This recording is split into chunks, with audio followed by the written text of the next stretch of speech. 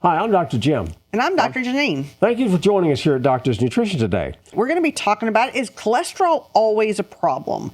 So we're going to talk about when it is a problem and when it's not a problem. And then we're going to talk about some of the natural things you can do to lower it if it is a problem in you.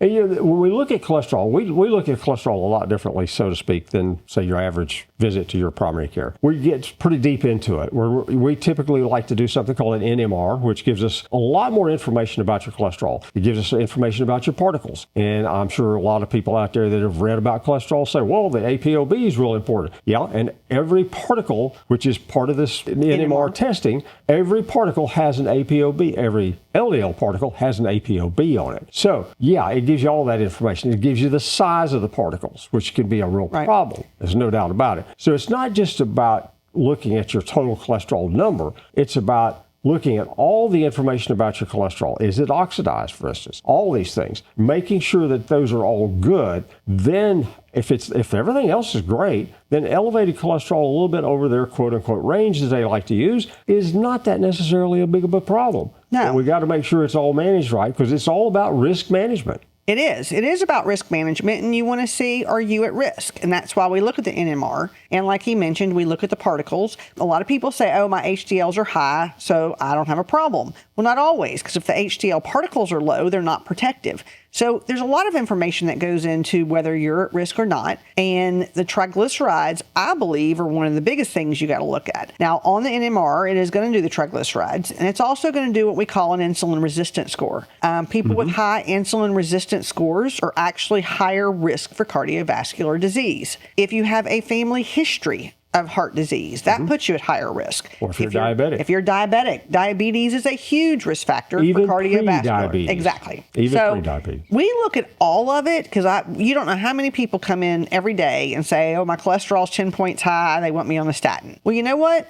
We say, well, let's look at all the information. And usually just a standard lipid panel don't give you that information. So you look at the information and then you can gauge whether that person has higher risk or not. But you need more information than a regular lipid panel to tell if you're at risk. So what can you do when you actually do have risk factors? So that's what you got to look at is, okay, you are at risk. You do have family history. You do have high LDLs, high triglycerides, low HDLs. You have that whole pattern. There is still things that are natural that can actually help get that in range. It's just a matter of knowing what needs to be moved, either up or down. For instance, like she mentioned, the HDL particles. If the HDL particles are low, then we have to use certain things to bring those HDL particles back in line, because that's your protection. That's protecting you. And so we look at a lot of other things too. And one of the biggies is this oxidized LDL. And I promise you, I've never had anybody yet send me lab work that they've had done at another doctor, regardless of where it was done just about, that had an oxidized LDL fraction on it. They just don't do it. Well, you can actually have totally normal cholesterol and triglycerides, but if it is oxidized, you are still at risk. I had a gentleman just recently, a patient just recently. He's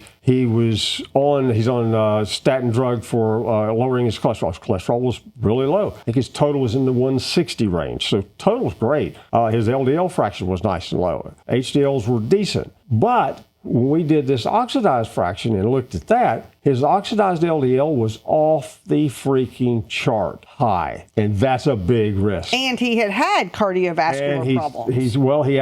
His calcium score was extremely high. Right. So he actually did have starting of blockages. Yeah. And that's why we did extra testing to find out why. Lowering cholesterol by itself does not always lower your risk. Now, if you do need to lower your cholesterol, what natural thing that we use, to me, it's the only natural thing that can significantly lower it, and it is the red rice yeast extract. That's true. We do have our own brand of red rice yeast extract that has your CoQ10 with it and your milk thistle, because that way it protects the liver and at the same time gives you back the CoQ10 that it might deplete. So that way you don't have to take a lot of extra added things with it. It does work well on lowering cholesterol, but that is not the only factor. If somebody does have them really high triglycerides, which again, I think is one of the biggest risks out there, there's other things that need to be done. For one, diet. Got to get off of the carbs and the sugar. Everybody thinks that cholesterol, lower the fat, lower the fat, lower the fat. Well, that might help a little bit with LDLs, but it is not going to lower your triglycerides. If anything, people that lower fat raise carbs and then their triglycerides go up. We see that all the time.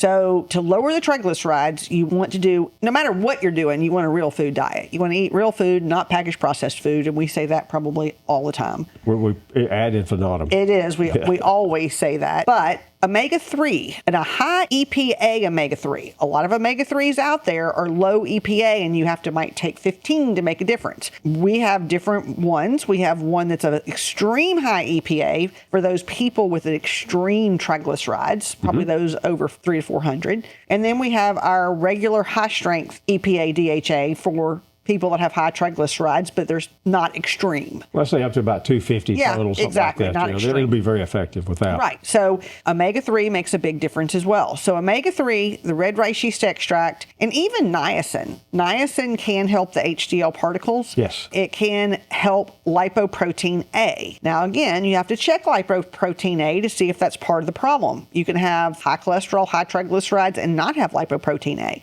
So it's really about doing the right test so you can see what you need to help with your situation.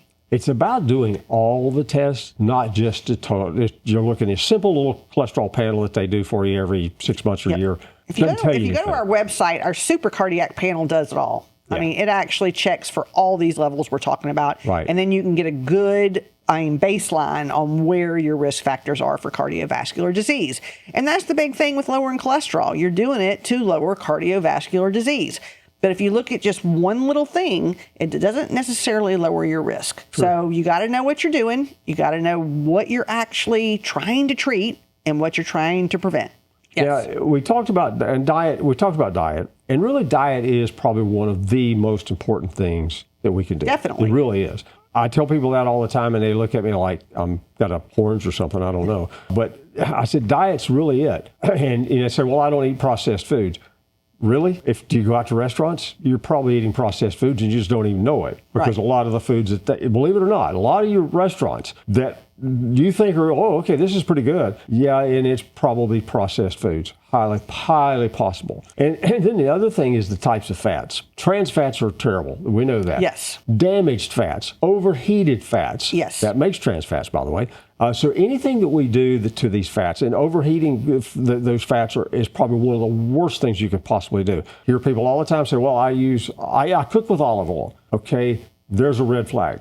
You probably shouldn't cook with olive oil because you're probably going to take it to its smoke point, and once it's there, if you take olive oil to that smoke point, you really need to throw the olive oil and the food that you just cooked away because you've damaged everything. You can use olive oil cooking, but you want to go to a very low temperature. Very low. And most people don't, but you can use it. Now, you definitely want to put it on your salads and put it on your, anything, drizzle I drizzle on top, it everywhere. Drizzle on top of your food afterwards. Yeah. So olive oil has some really good benefits, but again, you don't want it heated. You really don't want it over about 275, but max is 300. I mean, and it really probably depends on how good of the quality of the olive oil you have also. That's true. But it does make a difference on heating it. Right. So some fats can go to higher temperatures, some cannot. But overheating food in general, like I said, it turns it to trans fat. And again, it oxidizes it. So we do increase the oxidized LDL when that happens. And oxidation when there's actually research done on cadavers and the plaque that's in cadavers, all of the cholesterol in the plaque is oxidized. So whatever you have oxidized, that's what tends to make plaque. So even if your cholesterol is low and it is all oxidized, it can still cause a problem. Certainly is. So you got to know. And there's a supplement we use called OxyLDL because it's for oxidized LDL. Works wonders, works great it really does. At lowering the oxidation. Yeah. Now, while we're on diet, one of the biggies kind of gets overlooked a lot is fiber. Yep. But there's all kinds of fibers. Okay, what kind do I really need? Several of the studies out there that have really shed a lot of light on this area tell us that we need both kinds. We need the soluble and the insoluble. Right. Takes both kinds, not just one. So it takes both kinds of fiber to really make our gut right. And then, along with that fiber, you need what? Probiotics. Right. Because we got to keep the right kind of probiotics. Most of your fibers are prebiotics. Yes. But you do need your probiotics, and probiotics just help overall health as well. So there's so many different things that go into cardiovascular health. There's a lot of things you can do to actually help with lowering cholesterol. Garlic is another one that, eating a lot of garlic is definitely good for you. Now, it does lower cholesterol, but a little bitty bit. Yeah, but it sure tastes good. But it is good. To me, garlic is good for other things. So you definitely want to do garlic. Things like plant sterols, you'll see where they say they lower cholesterol. They lower them a little bit. And there's a lot of things out there that they say lower cholesterol, maybe 5-10 points. So if you have 5 or 10 points, then yes, maybe plant sterols would be enough for you. If you have 100 points, to me, the only natural thing that's going to do that is the red rice yeast extract. Now, there is a few other factors that go into cholesterol as well. One big one that we see and that we've seen for years is thyroid. Yes. If the thyroid is not right, your cholesterol is not going to go down, even if the thyroid is in range but not optimal. And when I have people that come in that are on statins, but their cholesterol is not going down, or if they're on a red rice yeast extract and their cholesterol is not going down, first thing we do is say, we got to look again at that thyroid, and we maybe want to add a little bit of natural thyroid to it. And it's amazing. I have seen someone's cholesterol come down 100 points from taking natural thyroid. Right. And so that is a huge difference. So that's one of the things you got to look at. You got to look at, if it isn't coming down with what normally lowers it, why? That's a big factor, and we see this all the time. Matter of fact, just not too long ago, I had a gentleman that had a history of elevated cholesterol, and it was pretty high, I have to admit. But then the thing he'd done is that he goes to his doc, they put him on a statin. That one didn't work, so they increased the dose. That didn't work, so they increased the dose again, just double it. And they just kept going up. And then they said, well, let's add another one. They didn't just increase it. Now we were going to add. So he was on like 2 different statin drugs. 2. I thought, geez, Pete, that's a drastic way to go about this. But it wasn't coming down. But we did his lab work, and we looked at his thyroid. Thyroid was all messed up. I mean, it was really, truly not just a little bit out of whack. It was a lot out of whack. Fixed his thyroid. All of a sudden, his cholesterol hit rock bottom. We cautioned him about getting it too low, actually. Yeah. Because it does. It makes a big difference. And a lot of people don't know that and don't think that. So we just want to let you know, if you're watching this video, if you can pick up little pointers like that, if you know that yours has never come down with the right things, you want to check your thyroid. So that's kind of the way we approach things, is try to get to the cause, not just treat a symptom, not just treat a number, but treat the whole person. If it is something that you have any questions on, you can always give us a call. You can always put a consult sheet on our website, and we'll give you a call back. So do your labs, know your risk. That's really that simple. It really is. Thank you for joining us here today. If you liked it, be sure and subscribe and hit that like button. Helps us out a lot. So we'll see you on the next video.